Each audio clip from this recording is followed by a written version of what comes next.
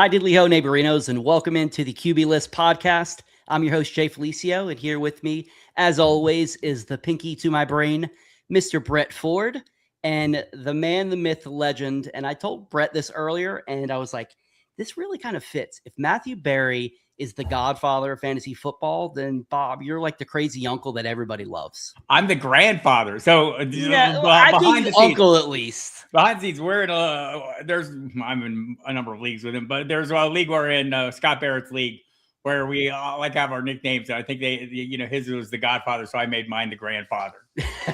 Phenomenal. I won't call you Grampy, but there we go. Bloom goes with the crazy uncle. Bloom goes with the uncle routine. I'll go with that as well. You give some crazy uncle vibes in the best way possible. But as you can see, we've got Bob Harris himself joining us tonight, and we're just going to do a little mocking. This is the first one that we're doing post NFL draft. So we're going to mock. Felicio. I'm ready to mock. So let's hop in and see who is in the mock with us. We've got Mr. Steve Pintado. We've got Mario, Shane, Jeff, Mr. Football Diehard himself, myself, Eric, Teddy Roosevelt, who shout out Teddy. He's the one who got me this fantastic hat. Nick, Frank, Brett, and Brett, who did you say the last one was? That's Pranav from the QBList writers bullpen. Our amazing staff of writers. Pranav is one of those.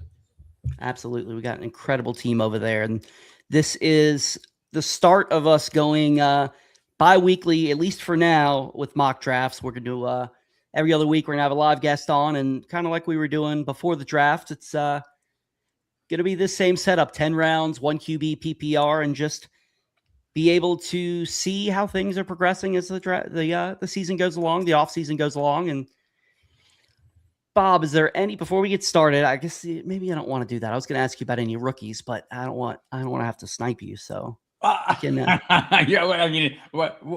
talking amongst ourselves. It's perfectly fine to throw things out there. I think, you're going to see Jeremiah Love go relatively early. And I know people are maybe a little bit like, oh, it's not the best landing spot.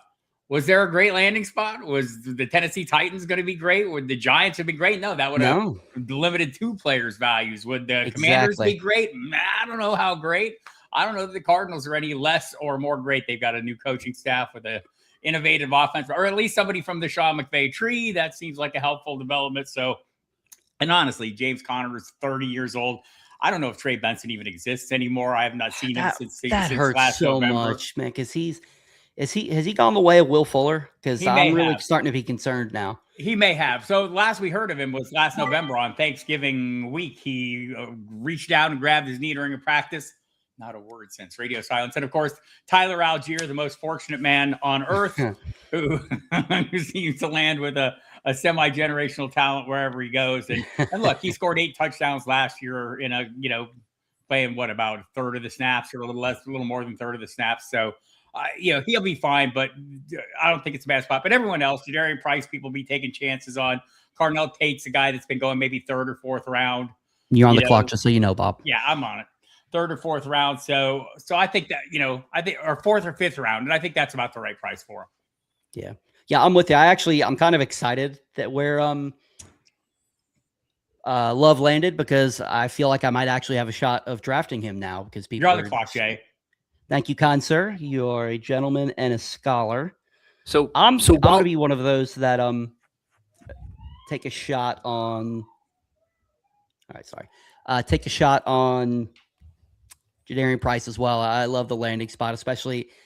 There's a real chance that that Charbonnet does not play this season at all. I think there's a good chance of that. I have concerns. He's not Price, not a receiving asset. Maybe I'm just gun shy after the whole, being all in on Kenneth Walker, then him not getting the time. Maybe Price gets more time. We haven't seen a ton of what he can do. What's he, pretty limited role behind Jeremiah Love. So, and not much of a receiving asset, although he can pass block. We'll see what his role is. He does have, to me, like at a reasonable cost. I think he's going as about running back 26 generally. He's kind of the guy that there's a lot of room for him to ramp up if he does better. Brian Fleury, the new offensive coordinator, is basically Clint Kubiak, but older and less hair, San Francisco offense. So I don't know that much changes. The outside zone should be something Price can do well. So we'll see. I mean, I'm not like out there breaking my arm to get him, but I'm not shying away from him at the right price. Brett, I was about to ask you a question. It looks like you're about to be on the clock. I was going to say it might just be better to recap the first round here. Picking 11th here, I'm faced with a choice between elite wide receivers in the first round or elite running backs. I'm going to go with a pair of elite running backs if things go well on this turn. So I'm going to don't do that. I'm going to go down the list a little bit and take both of our favorite running backs, Jay, and I'm going to go Amari and Hampton in the first round. I like it a lot. Yeah, give me any piece of that Chargers offense that I can get. I know it's chalky with Mike McDaniel, but sometimes chalk works. And I have a feeling the moves they made too. They bring in, the fullback. They bring in Charlie Kolar, Alec Ingold from Miami. They bring in Charlie Kolar and pay a ton for him. They're going to have both tackles back, Slater and Joe Alt, that were the kind of the difference. Alt being the difference maker last year. You got a new center. I mean, I've drafted a piece or two, so a lot to like about that offense, not the least of which is McDaniel. Absolutely.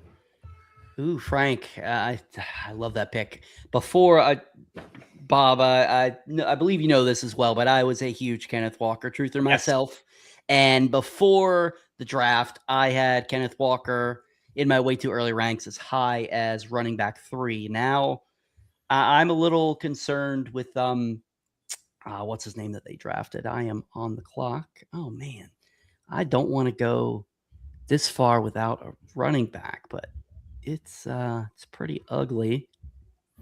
I can't do a tight end here. I just can't. Playing the historic premium for that tight end, it doesn't always work out. Exactly. I've never been a fan of doing that. Especially the first one. I mean, there's a ton of value.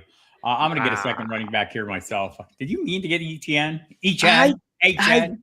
Yeah, what HN, ATN, who knows, whatever his name is. Yeah, I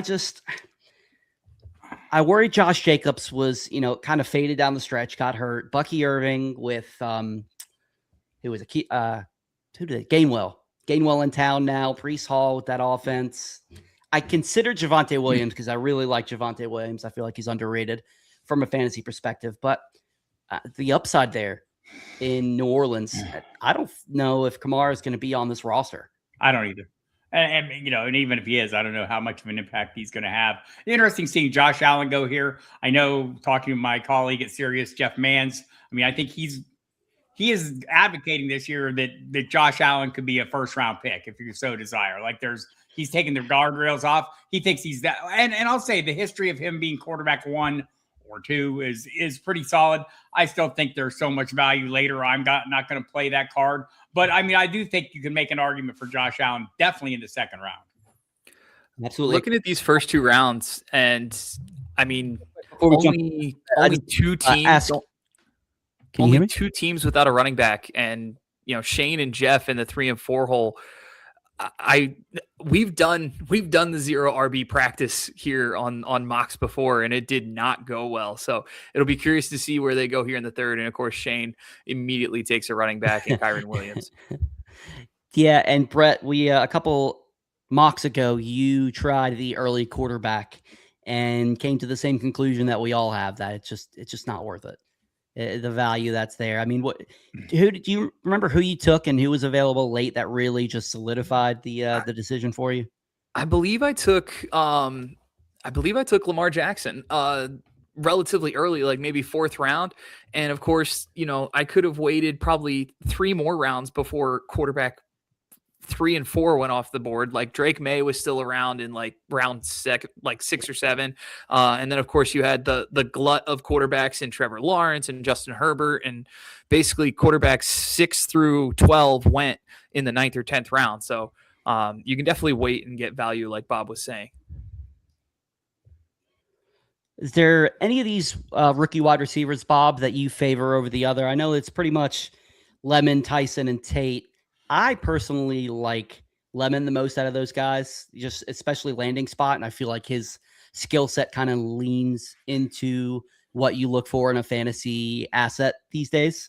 Yeah, I think Lemon could be the best. I mean, but I think Tate is the guy that I'm after. I do like, so I just took Chris Olave dominant target shares. He's a great receiver, has the built-in chemistry with Tyler Shuck. I don't know that Jordan Tyson scares me off Olave. He doesn't. I think you could complement argue each other Olave. well.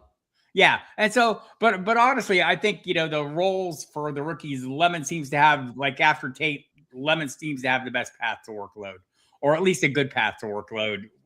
We're of course assuming that there is no AJ Brown. Right. Exactly. Yeah. Yeah. That's the what most expect. It's still, when it came to ranks and stuff like that, I ranked as if AJ Brown's there because technically he still is. Granted, it's May and we're talking ranks. So, but yeah, I'm with you. It looks like he's going to wind up. If not, I don't know if it'll be New England anymore with all this baby mama drama going on. But it's let's see. Oh wow, Jalen Waddle at the 4-1. That's aggressive. That is. I love Jalen Waddle. I've been in on him pretty much every year since his sophomore year. But man, there's a lot of mouths to feed there. It worries me just a little bit. Jay, I'm going to go off brand here. I really thought about taking Colston Loveland here in the 4th because I do love the early tight end strategy this year. But I think the price is right, too. Yeah, I mean, I almost took him in the Loveland 3rd. Here. But I took Burden and went Javonte Williams on the way back. You talked about possibly taking Javonte in the middle of the 2nd round, and here I get him at the 3-4 turn. I'm thrilled with that kind of value. Absolutely. There has been pretty heavy wide receiver usage here, and I got to take my guy, I guess. Because you knew he wasn't going to make it. Yeah, I did. I knew it was not going to happen. So especially with you only having 1 and Jeff having 3 wide receivers. So, well, I'm going to take a shot on a guy who might be the wide receiver 1 in Philadelphia. Ooh. I think I do think Devontae Smith. I don't know that he's one of my favorite players, but he can be very good in the lead role. Whether Lemon, I think there are people who would argue that Lemon maybe has a chance to out target him. I don't know that he does, and Devontae Smith has been super productive when given opportunities. Yeah, and the price is right there too. I wouldn't mind taking him in the 4th round, especially as your 3rd wide receiver. I mean, you're basically getting him at his floor. Let's say the trade does happen and his ADP jumps around. Are you still comfortable taking him in the 3rd round? Well, I will be if there's no AJ Brown. If I'm and I guess I'm relatively certain that there will not be one. But yeah, we're assuming no AJ Brown. Let's say that the helium of the offseason and he jumps into the 3rd right there, 3-5. You'd still be comfortable? Yeah, I probably would. And nobody told me I was going to be drafting right after Jeff Blaylock every other pick, and that's not very pleasant. Thanks, Jeff. You're in a Jeff J sandwich, so enjoy that. I am not. Let's see. Oh, we got Jeff coming up. Brett, is there any pick that stands out to you here, just across the board, other than the ones that we've already spoken about? I mean, you talk Jeff. about. Sorry. Yeah, that was a good pick. You talk about Loveland going late. I mean, the value on Loveland there in the 5th is amazing. And Warren now. Like both of those guys going to the 5th. I mean, it's a great value on Loveland, but Warren and Laporta too. I think you're going to see these guys all going in that range, and we're seeing Harold Fannin dropping off a little bit in terms of ADP. I don't know that he should. I know they've added a lot of receiving talent there.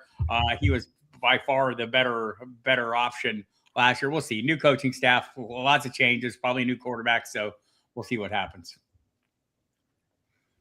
Yeah, I actually just made a dynasty trade with those two. I wanted to get a little frisky and trade up for the 101 because I needed a running back. And I traded Bucky Irving, who I love dearly, but I fear for his fantasy value.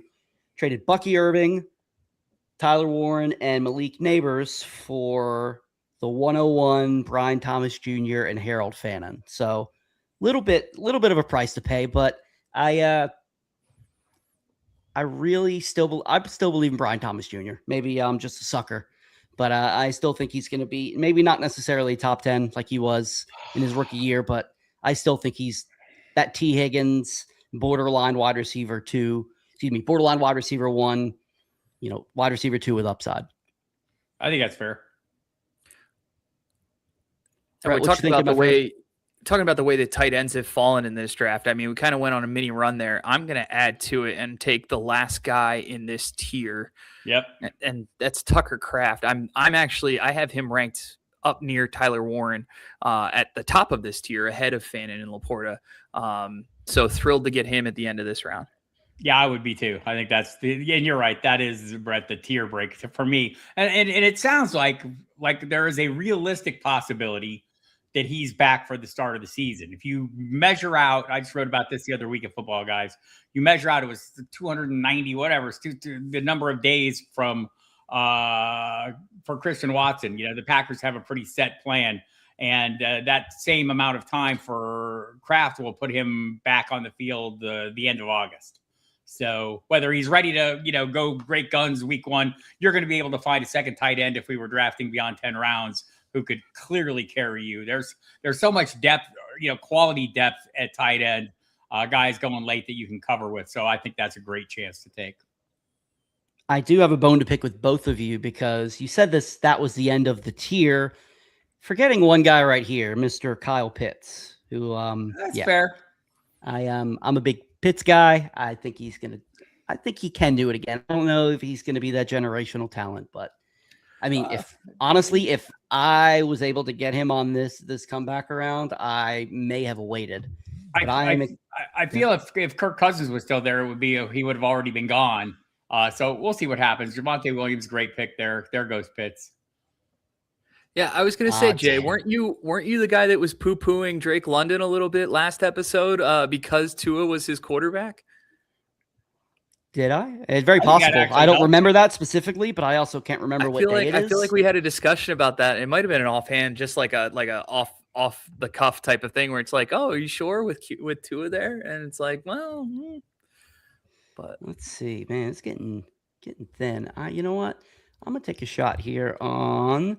I think we'll wind up being the lead back in Pittsburgh before long, Mr. Rico Dowdle. Good value, Jay. Yeah, I can't. There's rumors now too that Aaron Rodgers might spurn the Steelers and head to Arizona. Yeah, it seems unlikely.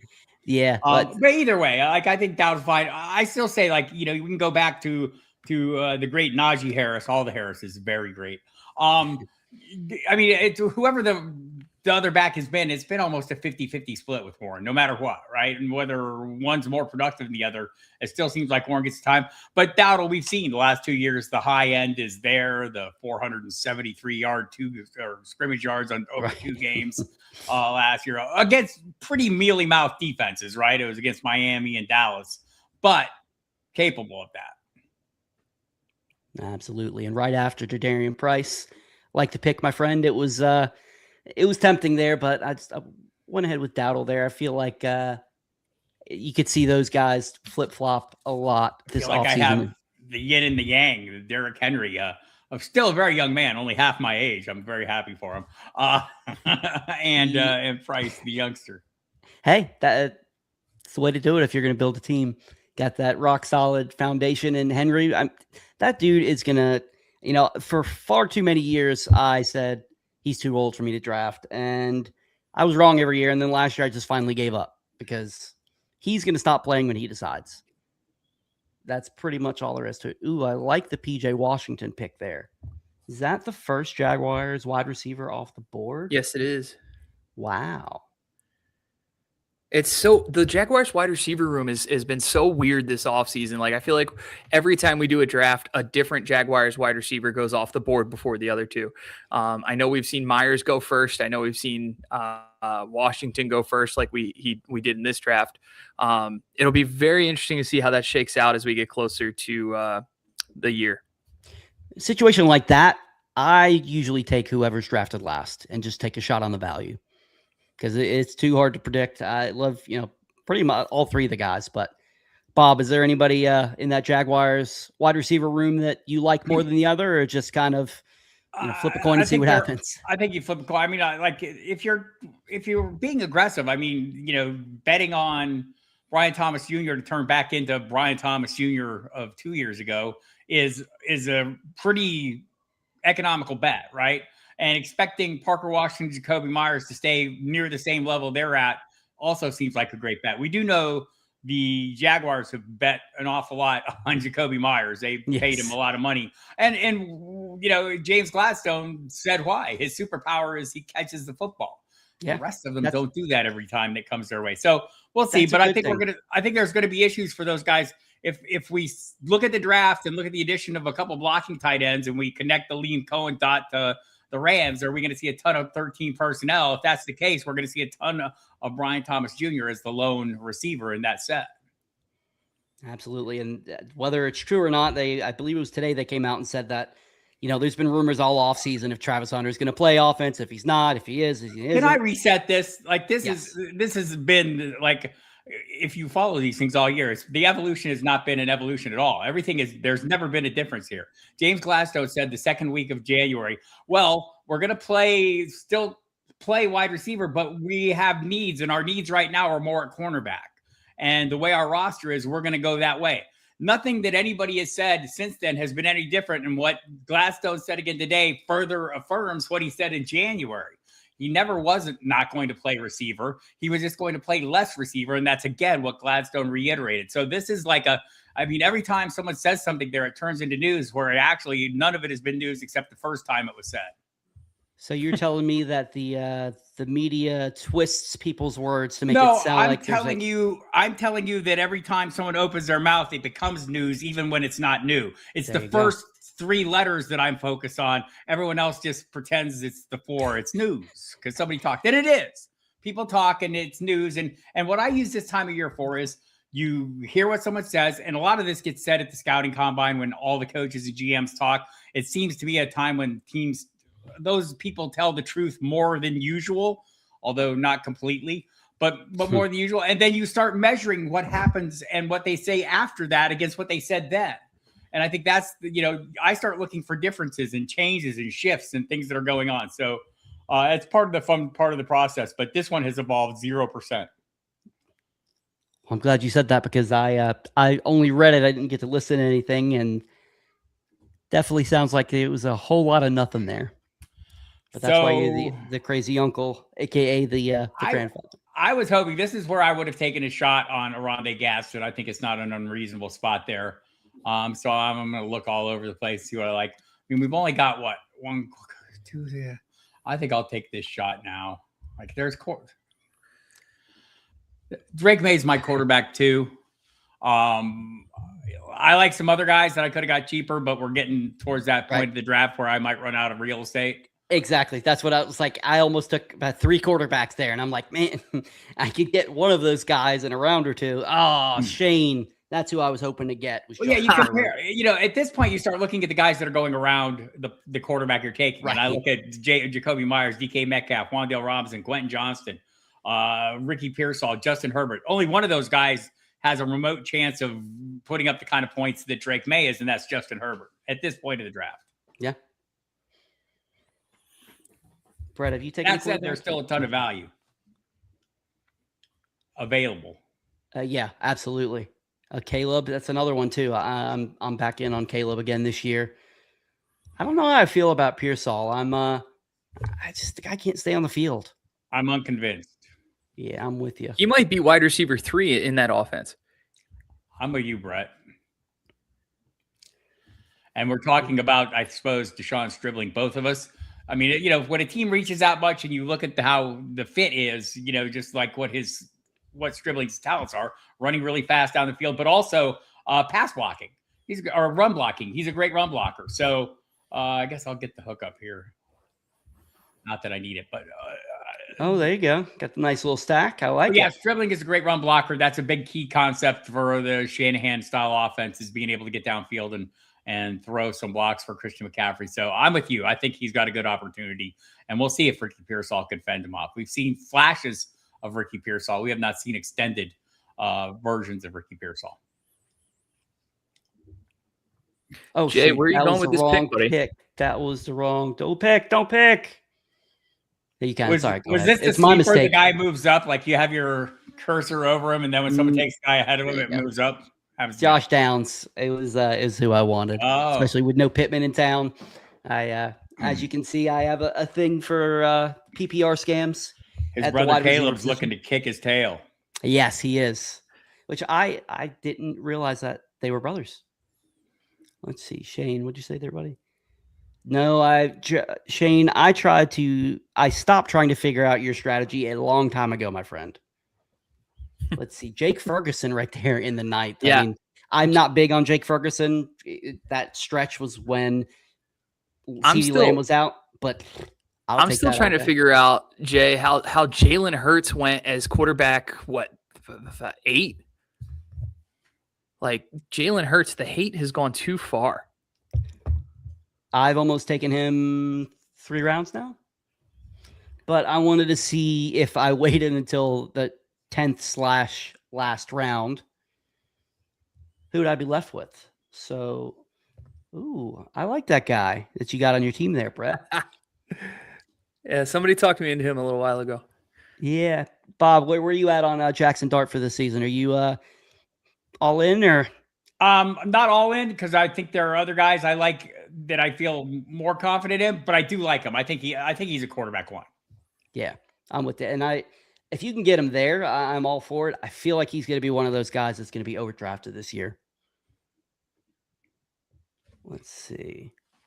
No, there's still a couple of guys. Everyone is taking my tight ends. I keep waiting, thinking no one's going to take Mark Andrews. Every draft, I think no one's going to take Mark Andrews. Look, with no more Isaiah Likely there, you're going to see, like, if Lamar Jackson is doing anything this year, Mark Andrews is going to be very busy. Bob, I know you are big on second-year breakouts this year. I saw a lot of shiny new toys on the wide receiver queue, but decided for a second-year guy in Jaden Higgins. I'm concerned about the quarterback. I'm concerned that Houston plays really good defense, and David Montgomery, I think, is in a great spot to make some hay. But I do like Higgins. I think to me last year, he showed the signs of being a really good player. So I do think he's going to ascend a bit, but some of that's going to depend on CJ Stroud. I think there's a bunch of second-year receivers down at this price range that I like an awful lot. He is definitely one of them. One of 3 that I really like. Matthew Golden is another one I like. So Isaiah Likely, I'll take the chance on since he made it to me. I think he should be very busy, but I don't have great faith in this. I'll be drafting, like, if this draft was still going on. I mean, Travis Kelce's still on the board. You could take Hunter Henry. You could take Dallas Goedert. You could take any number of guys still on the board. Brenton Strange, I think, would be fine. Yeah, Brenton Strange. Anyone there, even George Kittle. Like, if I think he's, there's talk he'll be back week 1. Maybe week 5 is more realistic, but once he's back, thinking he won't be dominant again seems like a reach. It still blows my mind that these guys can come back from these injuries so fast. When growing up, that was a career ender for in any sport. Yeah. This sounded like a clean tear. I reading some of the comments from the surgeon and some other doctors who have, studied the situation. It does sound like it's semi-possible. Like, I'll be skeptical until I see it, but you're right. I mean, I go back to, I can remember when, who was it? Patrick Jeffers got the first microfracture surgery. And by the way, sued everybody after the fact. But I mean, the way the technology has progressed since then, those kind of procedures now, I mean, they just move quickly, and the knowledge that they've gained over time, you're going to see a guy like Patrick Mahomes probably come back and be ready week 1 from, his ACL tear. So I think they've just come a long way in all this. A lot of it is just how they rehab, right? It's not so much the repair, although the repair is part of it. But, getting these guys back on the field has become a little bit of an art form. Yeah. And if we were still going, Patrick Mahomes would probably be my next pick if he was still there, and I would pair him with Trevor Lawrence. Yeah. So Trevor Lawrence is a guy that I'm going to have a lot of shares of. I'm higher than the field on Lawrence. I think I have him right now as quarterback 4. I know that sounds high. It was not high for him last year down the stretch. He was quarterback 1 for extended periods. You're taking a little bit of a gamble, but you don't have to be that aggressive. Like, if I'm ranking him 4, I don't have to draft him as quarterback 4 because nobody else is. I can wait around, and here in this draft, went in the 10th round. I think you're going to see that maybe a little more. Maybe people will be a little more assertive. I might have been had I not had like Drake May, my quarterback 2, available in round 8. Exactly. I mean, I can't say I blame you there. It's I'm with you. And I was big on Lawrence last year. I ate some crow early on, but he definitely turned it on later in the year, and especially the second year in the Liam Cohen offense. I'm really excited to see what he's going to be able to do.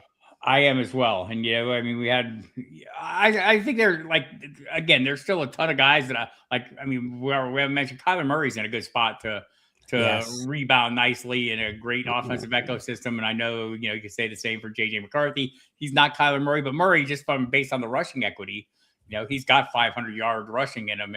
We've seen it before. We've seen quarterback 2 production from him. And now he's playing with Justin Jefferson, Jordan Addison, pretty good crew. We'll see if TJ Hawkinson can't rebound a little bit this year. My guess is he will to some degree. So another one of the cheap values out there. Yeah. So there's a lot of quarterbacks. I like, the year 2 Brett mentioned. I mean, Tyler Shuck to me, I think is in a really good spot. And people, maybe it's easy to overlook how strong he finished last year. He was averaging 19 points a game from weeks 15 through 17. Didn't have a Chris Olave week 18, but they add Jordan Tyson, add HN. There's a lot to like there in that Kellen Moore offense. And, we can also remember how effective Kellen Moore offenses have been when he has good pieces. Brett, I saw that smile crack when Bob said Tyler Shuck. Brett has been pounding the table for Shuck for quite a while now. I did last year. I drafted him in almost every dynasty league I'm in. I give you credit there. You were early on him. I have loved what I've seen the last kind of 7 or 8 weeks of the regular season last year. I went so far as to say that on neutral teams, like if you put them both on the same team battling for the same QB spot, that Tyler Shuck would beat out Brock Purdy for the starting gig. I think it depends on the offense, but I don't think that's a huge reach. So I'll just admit that like the drafting him last year was more of a, like I almost vibe coded it into existence, right? Like you're just connecting the pieces. When they drafted him, they had to know there was going to be no Derek Carr.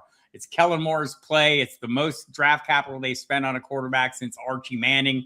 There was just too much of it. So just thinking he was almost certainly going to be the starter at some point, and it was going to be a long-term situation for me.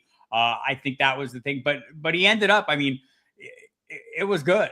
I mean, Brett is right. He played really well, and he's a good fit. And maybe that's, we're looking at superpowers again. Part of the quarterback superpower is channeling his inner coach, the head coach on the field. That's been Brock Purdy's superpower, right? He's a little Shanahan, mind and knows exactly how this offense is supposed to work. And if Tyler Shuck can attain that same level, I think that's a pretty good spot for him. But again, they're adding talent. There's some talent already there. Remember, all his work last year came with not a lot of help. Like Alvin Kamara was gone. Rashid Shaheed left the end of November.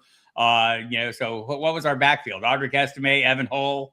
I mean, they were down to the nubs. Devon Bailey at wide receiver. It was bad. Yeah. We were trying to come up with the guy who caught a touchdown pass in week 18, whose first name was Kevin, I think. And we could not come up with his last name to save our life. Yeah, I wrote about it. I can't remember his name. And also, I mean, like a lot of nobodies. Juwan Johnson, I mean, is another one of the really super cheap tight ends that like last year was putting up top 5 numbers on a fairly regular basis. So he's a guy that I'm interested in late because. Yeah, and a couple of dynasty rookie drafts that I've done so far. Brett brought me attention to Oscar Delp before the draft started. I've taken a couple shots on him just because, not necessarily high upside or anything, but like you said, the Kellen Moore offense, it could be serviceable if things break absolutely right. But especially in this shallow of a rookie draft, I was happy to take a shot on him in the 4th round. Bob, Brett, how do you guys feel about your draft? I feel like I should have paid more attention to my draft and less attention to you, Jay. That's exactly how I feel about my team. So I've been drafting a lot, so got a lot of guys. I think this is wide receiver. I went wide receiver heavy early on. I think I made up for it a little later at running back. I think the price pick kind of was a bit of a saving grace. I'm still in on J.K. Dobbins. All you Jonah Coleman truthers can dial back about 5%. Dobbins last year when he was on the field was running back 18. And getting that guy in the 7th round is pretty reasonable if I get that same level of play for however long I get it. And maybe I drafted Jonah Coleman. Maybe I drafted Jonah Coleman later. Yes, he's very efficient. He racks up big yardage in an offense where they want him to do that. So I like it. Ibuka's another one of the second-year guys that I'm expecting big things from. We saw the top 5 production over the first month last year. We saw him fall off dismally It was terrible. I'm interested, like I think, some of the guys that I'm like not comfortable with. I don't think there's anyone here I'm not comfortable with. Maybe Isaiah Likely. And like, I don't know, Romeo Dubs is my wide receiver 5. I'm okay with, but Right. Yeah. At that point in the draft, you're just, right. I'm taking looking dart for throws. starters. I was kind of shocked at the depth of talent at wide receiver from rounds 5 to 9. It felt like I felt really good about waiting on wide receiver, like grabbing one of the studs in the first 3 rounds, but then just waiting and kind of building depth in rounds, I guess 6 through 10. Really, I felt really good about that because I think it's the running back pool this year feels so top heavy. It's so hard to build a team when you only get one running back in that first 4 or 5 rounds. Yeah, you got to luck out later. You got to luck out Absolutely. later. I was just saying in the chat, I didn't think Price would make it to me when he did. I was like sweating that one out because I think there's a pretty clear tier break there. Yeah. And I tried something a little different. I am normally more of a hero RB guy. And I usually don't take two wide receivers in the first 3 rounds, but I honestly am not a big fan of this team. I probably would have done a couple things a little different. Although I do like having CeeDee Lamb and Rashee Rice. I think a big thing is going to be, man, my running backs are very shaky. There is no room for error there, especially with, we don't know how healthy Scatterboo is. I'm a little concerned about that, especially as much as the Giants have talked about adding a running back this offseason. Can we talk about Jeff Blaylock's team? I think Absolutely. Some of the running backs he got later great. I'm like Quinshon Judkins is probably going to get a ton of volume, but the rest of those guys, Chase, Neighbors, I'm hoping he's back fairly early, but at whatever point, Nico Collins in round 3, Warren, Joe Burrow pairing up with Chase. That's a pretty solid start to a draft. Absolutely. That's the way you build a team. Especially, I love how, he got himself a bell cow in the 4th and then just taking shots on guys, with Monangai. And I'm not an Aaron Jones guy, but at the 9th round there with what else was around, by all means. And then, Rachaad White, he's probably, he's going to be, I think he can very easily be the most valuable fantasy running back in Washington. Brett, is there anybody else's team that sticks out to you? I'm looking through it now, and I think that the one that I really liked was Nick's in the 9 spot. Nick Bowden did a great job, I thought. Like I said, stacking running backs early and then just piling on the wide receiver depth. I'm on the record for not loving Oronde Gadsden going into this year. And, of course, the Shadur Sanders pick is a little suspect in the 10th. But, I mean, you get any quarterback you want there, and right, that's fine. But other than, really those first 7 rounds, I love that draft from Nick in the 9 spot. Yeah, I like that too. Well, gentlemen, I believe that's going to be it for us this evening. Thank you to everybody who wound up joining us. Brett, if you could bring us back to full screen, my good friend. Bob, if somebody doesn't know who you are, they obviously live under a rock, but would you tell the fine people who you are, where you work, and all that good stuff, what you got going on, other than being devilishly handsome? I got that too. I'm Bob Harris. You can find all my work at Football Guys. Weekly fantasy notebook comes out over the weekend. Started up my hot seat YouTube shows. Nice. Catch the last. Just did the second one this week with Tara Roberts as my guest. Mike Dempsey, my Sirius co-host, is my first guest, and so check those out. But tons of content going up. My rankings are up. Everything's available. Tons of other content at Football Guys, including the rookie draft guide version 3.0. So tons of great stuff by Dave Kluge, Jeff Bell, and Mike Kashuba. So.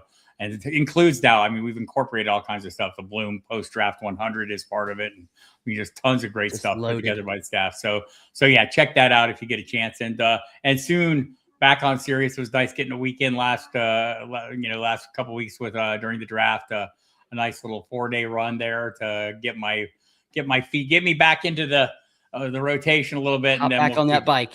Yeah, we'll be back in July at our regular spot every day. Yeah, there'll come a point you'll be glad that I was off because there will be no escaping me once the season starts. Never, absolutely not. And I have to say, I always say it, but Bob, you are genuinely one of the nicest, most genuine people in this space, and I appreciate everything that you've done. Well, thank you, Jay. Likewise. Absolutely. And Brett, you're okay too. But I why agree. don't you tell the Brett? I will say, I believe has the best Twitter handle on X or whatever you call it. You can find him at Fade That Man. Brett, what do you have going on right now? Yeah, man, there's a lot going on. It's baseball season, so I'm over at Pitcher List working with Scott Chu on the Hacks and Jacks podcast. We've got under-rostered players in points leagues going up every Monday afternoon on pitcherlist.com. And then, of course, you can find me right here with Jay talking about football pretty much every week. And make sure you stop into the Pitcher List and QBList Discords and chop it up with us. Always in the Football General channel, usually dropping jokes and trying to lighten the mood because Lord knows that this time of year we need it. We need something. So that's where you can find me. Yeah. All right. Well, as always, you can find me on Twitter, X, whatever the kids call it these days, at GMenJ. Had my updated rookie ranks drop last week. I've got a dynasty moves to make dropping this week. And then next week, my updated top 200 will drop over at QBList. We will be back in 2 weeks doing another live stream. And we will have some podcasts up whenever I get a chance to edit them and put them up. That being said, everybody had a great evening. I appreciate you all who took part, and we'll see you on another time.